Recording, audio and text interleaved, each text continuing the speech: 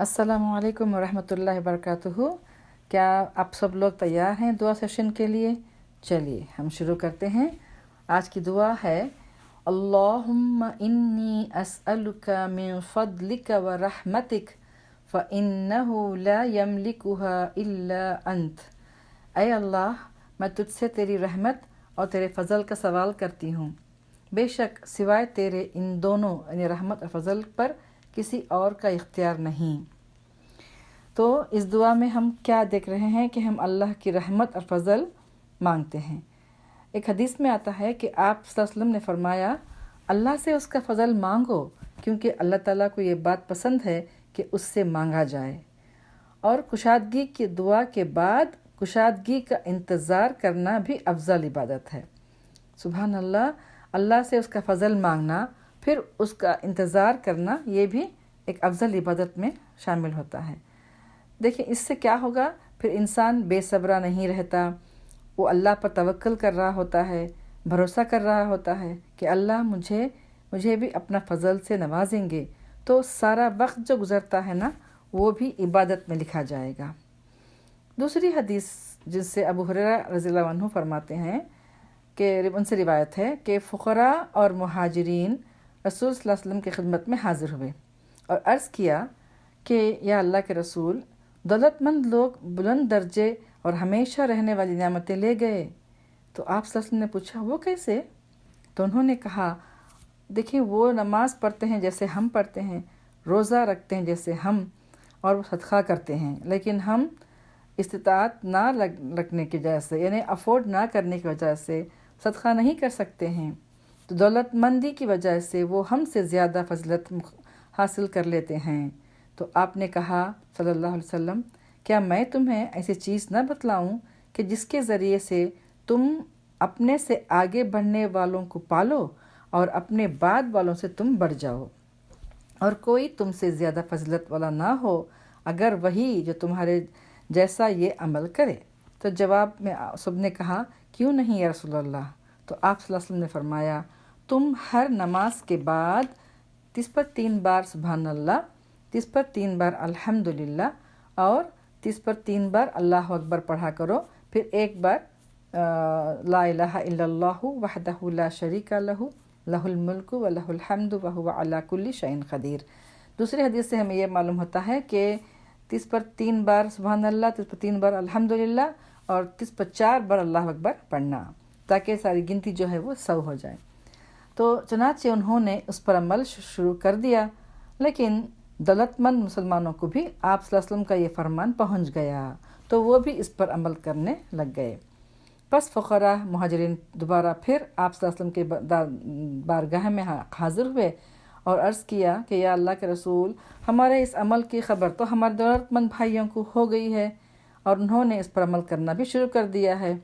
तो आप सल्लल्लाहु अलैहि वसल्लम ने फरमाया, ज़ालिका फ़ज़लुल्लाहि युअतीहि मन यशा, ये तो अल्लाह का फ़ज़ल है, जिसे वो चाहे देता है।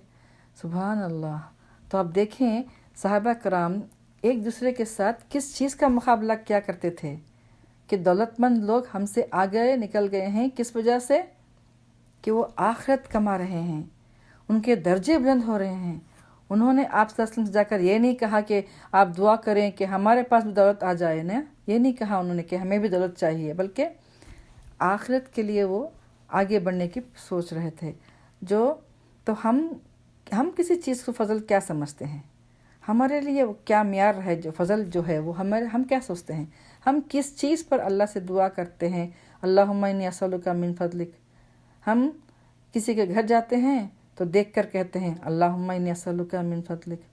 हम किसी का फ़र्नीचर देख कर यही कहते हैं अल्लाहुम्मा इन्नी अस्अलुका मिन, अल्लाह मुझे भी इस तरह का फ़ज़ल हो जाए, मेरे घर में भी इस तरह फ़र्नीचर आ जाए। या किसी के डिज़ाइनर कपड़े देखते हैं तो वही कहते हैं कि अल्लाहुम्मा इन्नी अस्अलुका मिन फ़ज़लिक। तो दुनिया की चीज़ों को देखकर हम ये दुआ मांगते हैं। हालांकि होना क्या चाहिए कि जब हम देखें कि अल्लाह ने किसी को कोई नियामत दी है और वो अल्लाह के रास्ते में उसको लगा रहा है, उसके ज़रिए से वो अपनी आखिरत कमा रहा है, उसके ज़रिए से वो जन्नत के बुलंद दर्जे कमा रहा है, तो उसकी फ़िक्र हमें होना चाहिए ना। उस वक्त हम अल्लाह से उसका फ़ज़ल मांगें। اس کے بعد دوسری چیز جو مانگی گئی ہے وہ ہے رحمت. جو کچھ ہمارے پاس ہے نا، جس وقت سے ہم دنیا میں آئے ہیں، اللہ کی رحمت ہی تو ہے نا ہم پر. ہمارا خیال رکھنے والے والدین، کھانے پینے کا انتظام، جسمانی نعمتیں، روحانی نعمتیں، اور یہ کیا ہیں یہ سب؟ اللہ تعالیٰ فرماتے ہیں سورہ یونس میں، لوگوں تمہارے پاس تمہارے رب کی طرف سے ایک نصیحت آ گئی ہے، اور یہ وہ چیز ہے جو دلوں کے امراض کی شفا ہے، اور جو اسے قبول کر لے ان کے لیے رہنمائی اور رحمت ہے. یعنی قرآن کیا ہے؟ یہ اللہ کا رحمت ہے. اور کہا گیا قُلْ بِفَضْلِ اللَّهِ وَبِرَحْمَتِهِ فَبِذَلِكَ فَلْيَفْرَحُوا هُوَ خَيْرٌ مِّمَّا يَجْمَعُونَ. کہہ دو کہ یہ اللہ کا فضل اور مہربانی ہے کہ یہ چیز اس نے بھیجی، یعنی قرآن، اس پر تو لوگوں کو خوشی منانی چاہیے. ہم کتنا خوش ہو کر اس رحمت اور فضل کو سمیٹتے ہیں. ہمارے پاس قرآن آیا ہے، کیا ہم خوشی سے اس کو لیتے ہیں؟ اب دیکھیے، 24 گھنٹے اللہ نے ہم سب کو دیا ہے.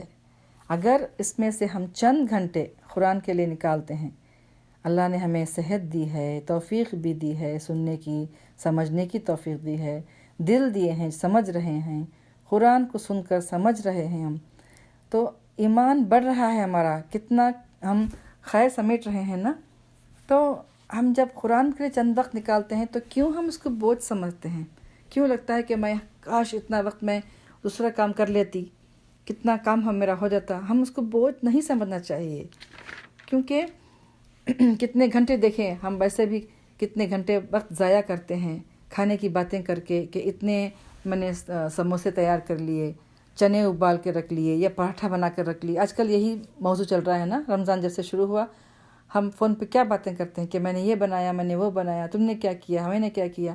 مطلب رمضان کی تیاری جو ہے نا صرف کھانے کے اراؤنڈ ہی ہوتی ہے. اس میں کوئی حرج نہیں ہے، کوئی منع نہیں کیا کہ کھانا نہیں کھاؤ، لیکن صرف کھانے کی تیاریاں اور دوسری طرف سے روحانی غذا کی کچھ نہیں تیاری. جیسا کہ جسم کی تیاری ہم کرتے ہیں کھانے پینے کے، روح کو بھی ہماری غذا چاہیے نا. روح بھی ہماری پیاسی ہوتی ہے، اور روح کی غذا کیا ہے؟ عبادت، نماز، قرآن، ذکر، اذکار، دعائیں، یہ روح کی غذا ہے. تو اس غذا کی بھی ہمیں ایک مینو بنانا چاہیے کہ میں کیا کیا غذا دوں گی اپنی روح کو. یہ تو پھر کیا ہوگا اگر ہم نہیں کریں گے، تو صرف کھانے کے پر ہی توجہ دیں گے، صرف جسم کا ہی ہم خیال کریں گے، تو پھر ہم خسارے میں ہوں گے.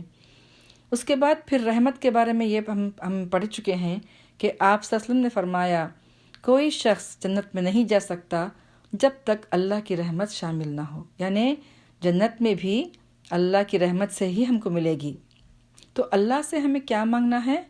اس کا فضل بھی مانگنا ہے اور رحمت بھی، کیونکہ یہ دونوں صرف اور صرف اللہ کے ہی ہاتھ میں ہے اور کوئی نہیں دے سکتا آپ کو. اور ہمیں اس کو مانگتے رہنا چاہیے.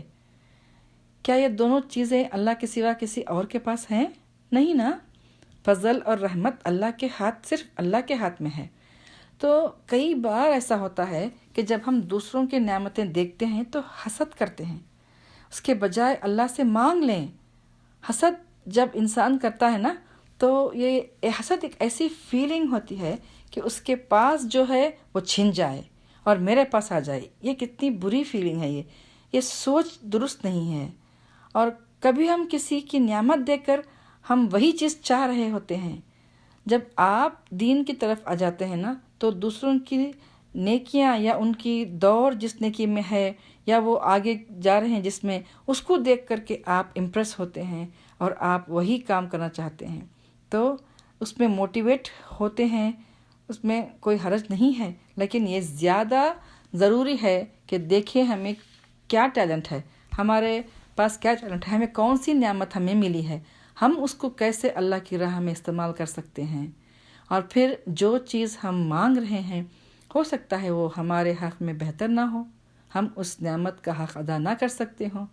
تو ہمیں کیا چاہیے کہ دوسروں کے پاس کیا ہے وہ نہ دیکھیں، بلکہ اللہ سے اس کا فضل مانگیں.